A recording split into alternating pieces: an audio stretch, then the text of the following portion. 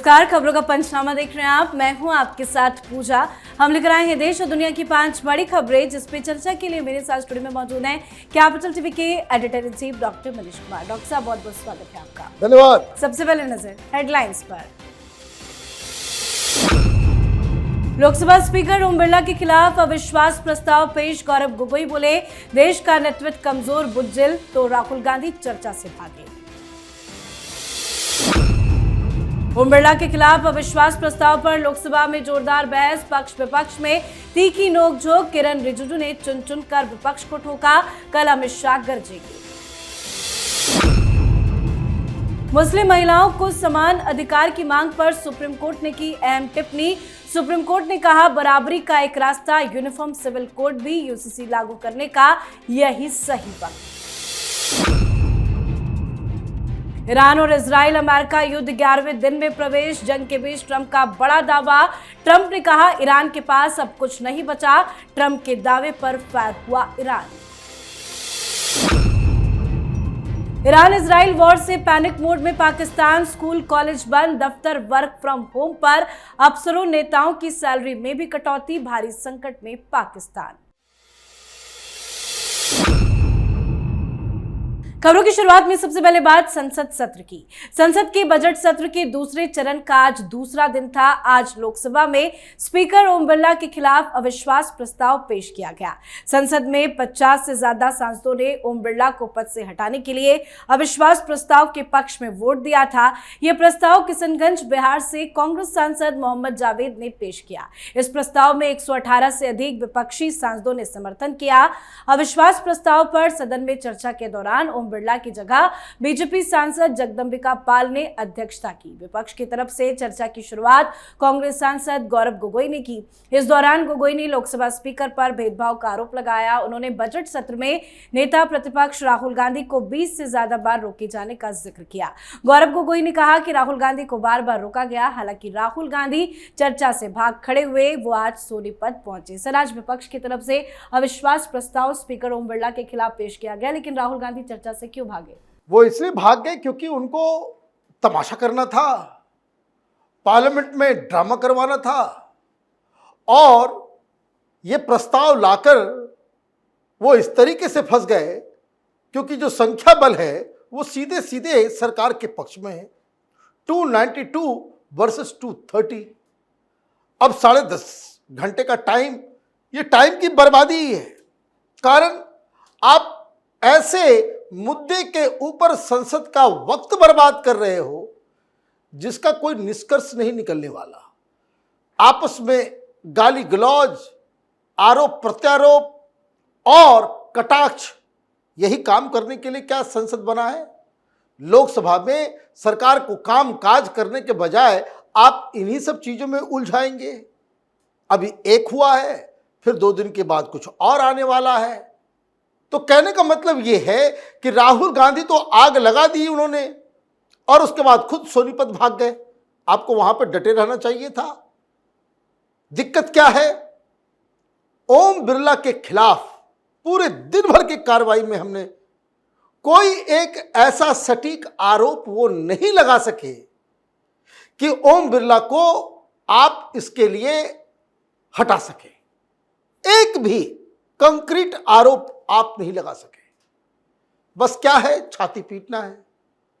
जो उठ के खड़ा हो रहा है, चाहे समाजवादी पार्टी का हो, चाहे इवन कांग्रेस पार्टी का, वो सारे लोग कह रहे कि बड़े अच्छे आदमी हैं। अरे बड़े अच्छे आदमी हैं तो फिर क्यों अविश्वास प्रस्ताव लेकर के आए? तो इसका मतलब ये है, ये सिर्फ और सिर्फ राहुल गांधी की जिद की वजह से देश का, संसद का, मीडिया का, सबका समय बर्बाद किया जा रहा है। जी, तो लोकसभा में आज तीखी बहस देखने को मिली। चर्चा के लिए 10 घंटे का समय आवंटित किया गया है। बीजेपी और कांग्रेस पार्टी ने अपने सभी लोकसभा सांसदों के लिए व्हिप भी जारी किया है। व्हिप में सांसदों को कल पूरे दिन सदन में अनिवार्य रूप से उपस्थित रहने का आदेश दिया गया। खबर यह है कि कल अमित शाह लोकसभा में ओम बिरला को लोकसभा स्पीकर पद से हटाने के प्रस्ताव पर चर्चा के दौरान बोलेंगे। वैसे आज सरकार और विपक्ष के बीच तीखी नोकझोंक भी देखने को मिली। मंत्री अमित शाह ने विपक्ष के सारे आरोपों को खारिज किया। किरण रिजिजू ने भी जवाब देते हुए विपक्ष पर कड़ा प्रहार किया। किरण रिजिजू ने विपक्ष पर चुन चुनकर हमले किए। किरण रिजिजू ने बड़ा खुलासा करते हुए यह भी कहा कि विपक्ष के 50 सांसदों ने मुझसे मिलकर कहा, हम ओम बिरला के खिलाफ अविश्वास प्रस्ताव पर सहमत नहीं, लेकिन हमारी मजबूरी है। सर, इस अविश्वास प्रस्ताव को लेकर सरकार की क्या है तैयारी? देखिए, सरकार को क्या करना है, उनके पास संख्या है। अब उनको बस यही करना है कि रिसर्च करके अच्छी अच्छी बातें जो राहुल गांधी की, जो उन्होंने पास्ट में जो काम किया है संसद को डिसरप्ट करने का, वो देश की जनता को याद दिलाएंगे। कुल मिलाकर के समय की बर्बादी हो रही है, ये बात बिल्कुल सही है। पत्रकारों से भी कई सारे कांग्रेसी सांसद कह रहे हैं कि क्या करें, मजबूरी है, हमारा लीडर जो है वो बहक गया है। समय और संसद की मर्यादा दोनों को वो लांघने में उनको मजा आता है। अब जो व्यक्ति ये कहता हो कि उनकी लड़ाई इंडियन स्टेट से है, अब देश के खिलाफ ही वो लड़ रहे हैं, तो वो पार्लियामेंट को क्या वैल्यू देंगे? तो किरण रिजिजू ने आज बयान में सारी बातें कही।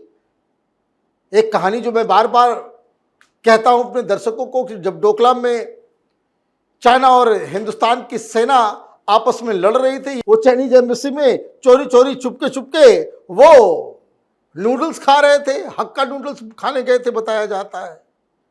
और जब चोरी पकड़ी जाती तो कहते कि नहीं, मैं तो गया ही नहीं।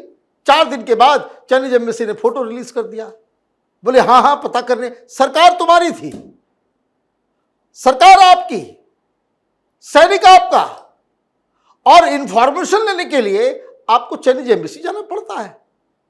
तो कौन कॉम्प्रोमाइज्ड है, कौन क्या है? मुझे लगता है कि ये पूरी तैयारी राहुल गांधी की थी कि आप लोकसभा स्पीकर के खिलाफ अविश्वास प्रस्ताव लाकर प्रधानमंत्री मोदी को गाली गलौज करें कि डरपोक है तो कायर है ना।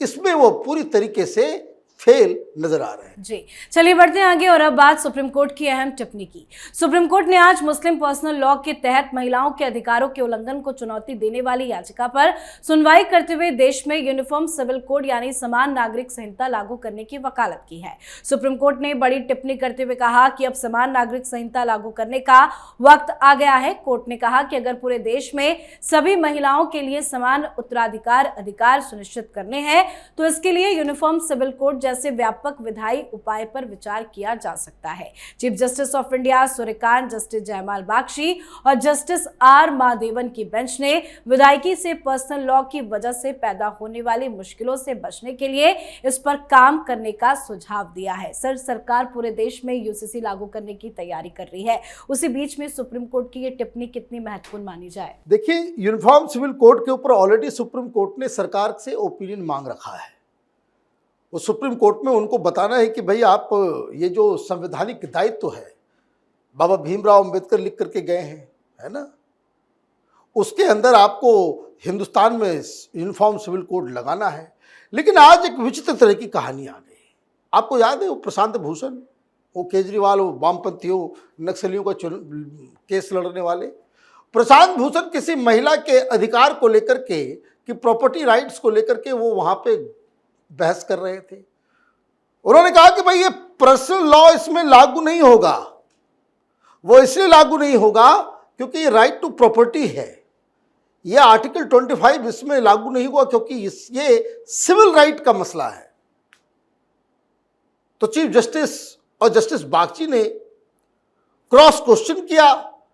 उन्होंने कहा कि अब इसका मतलब तो ये है कि अगर इस तरह की चीजों में अगर personal law null and void हो जाएगा तब तो एक गड़बड़ी आ जाएगी, तब तो मुस्लिम महिलाएं, उनके सामने कोई प्रोटेक्शन नहीं बचेगा।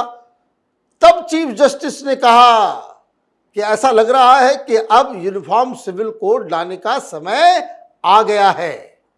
अब 2 चीजें समझने की, सुप्रीम कोर्ट के ओपिनियन के मुताबिक अब समय आ गया है कि यूनिफॉर्म सिविल कोड लाया जाए।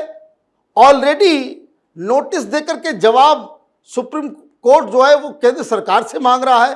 तो ये पॉलिटिकली भी और टेक्निकली भी ये बहुत ही राइट टाइम है कि सरकार कोर्ट में जाकर के कहे कि हमने उत्तराखंड के अंदर एक एक्सपेरिमेंट किया था, वो एक्सपेरिमेंट सफल रहा है, अब पूरे देश में यूनिफॉर्म सिविल कोड लागू करना चाहिए। अब बात मिडिल ईस्ट में जारी तनाव की। ईरान और इजराइल के बीच जारी युद्ध का 11वां दिन हो गया है। जंग अभी भी जारी है। आज ईरान की राजधानी तेहरान में कई धमाकों की खबरें सामने आई। हमले और उसके आर्थिक असर के कारण पूरे पश्चिम एशिया में तनाव फैला हुआ है। जंग के बीच ट्रंप का बड़ा बयान भी सामने आया।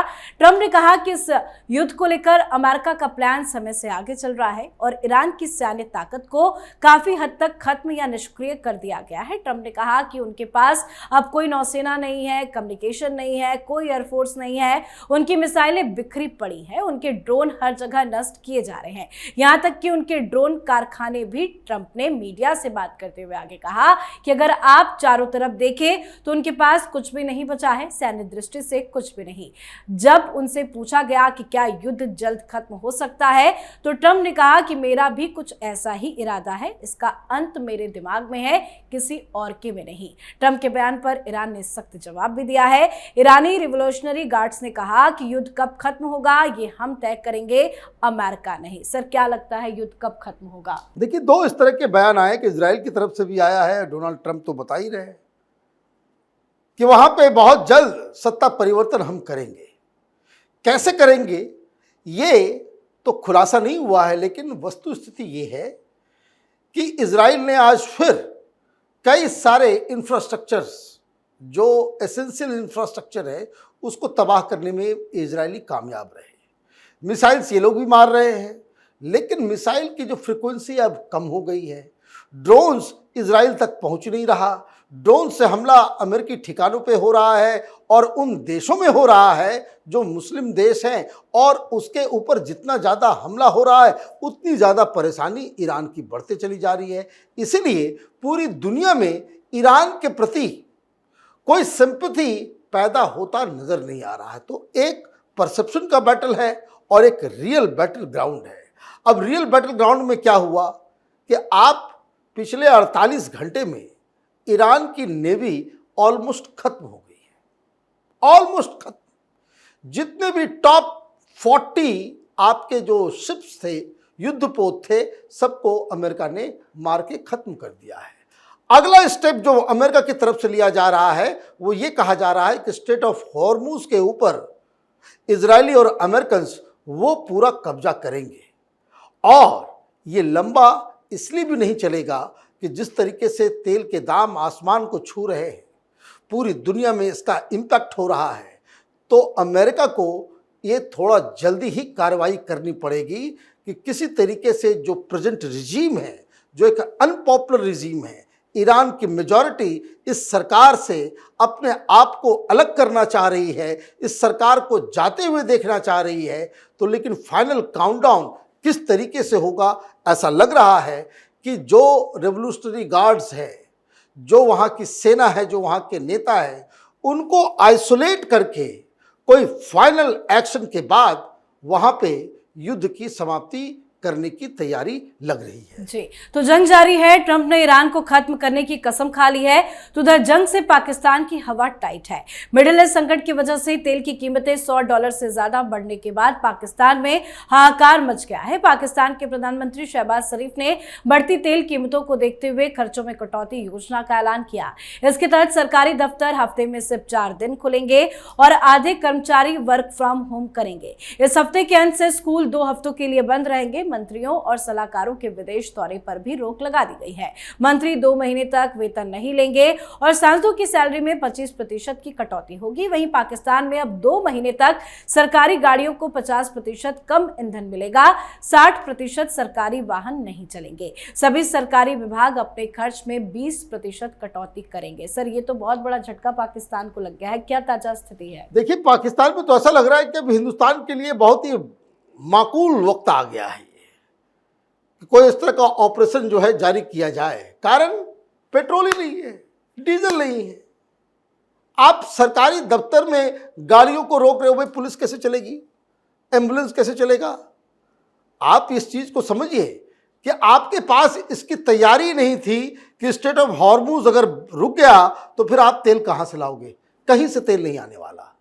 और जितना ज्यादा ये लंबा चलेगा, ये सारी चीजें वैसे ही आप एक्शंस ले रहे हो, ये बेसिकली वो पॉलिटिकल एक्शंस हैं कि सरकार कुछ कर रही है। जैसे हिंदुस्तान में पॉल्यूशन आता था दिल्ली के अंदर में, तो केजरीवाल क्या करता था, गाड़ी एक दिन ऑड चलेगी एक दिन इवन चलेगी, तो उससे कोई फैसला नहीं होता, उससे कोई निष्कर्ष नहीं निकलता था, समस्या खत्म नहीं होती थी। ये सिर्फ पब्लिक को बेवकूफ, ये जो सारी जो घोषणाएं ये कर रहे हैं, ये पब्लिक को बेवकूफ। असली कहानी क्या है?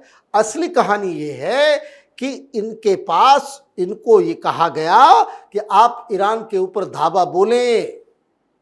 3 दिन पहले जो मुनीर को रियाद बुलाया गया था, तलब किया गया था कि आप कुछ एक्शन लें ईरान के खिलाफ, इन लोगों ने मना किया, तो अमेरिका से भी और सऊदी अरब से भी पैसे और तेल सब बंद हो गए।